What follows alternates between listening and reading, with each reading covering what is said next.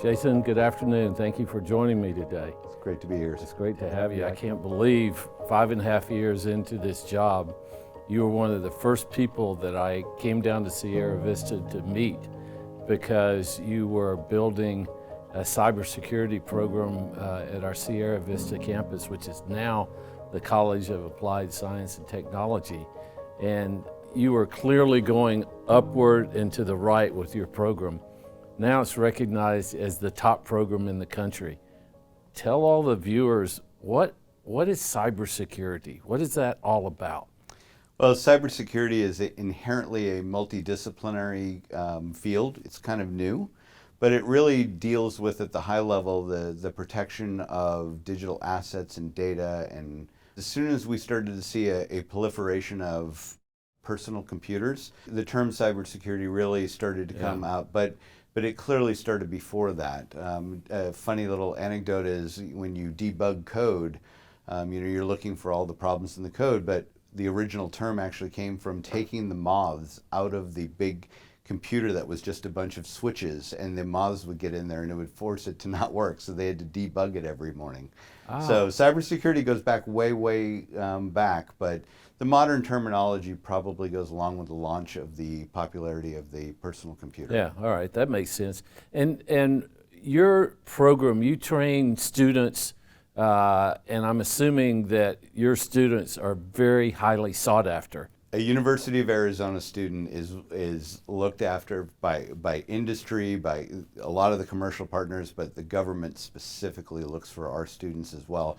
We've developed such a great reputation at the university that our students are being picked usually 4 or 5 to 1 over their peers at this point. Wow, that's exciting. We've built something that's been like nothing else in the rest of the nation. It's because of this university, it's because of our college that allowed us to do it, that has done this. But we've changed lives, a lot of them, over 1,400 now.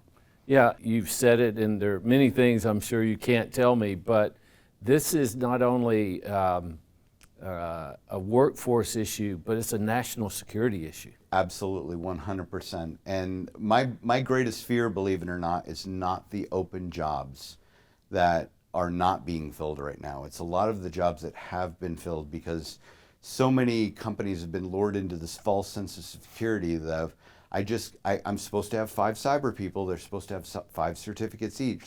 But if they don't have the real hands-on knowledge, skills, and abilities that we provide here, and that ability to synthesize and analyze and truly be the highly skilled professional, then what ends up happening is they don't recognize when something's an incident or an event, and they become less secure, not more secure.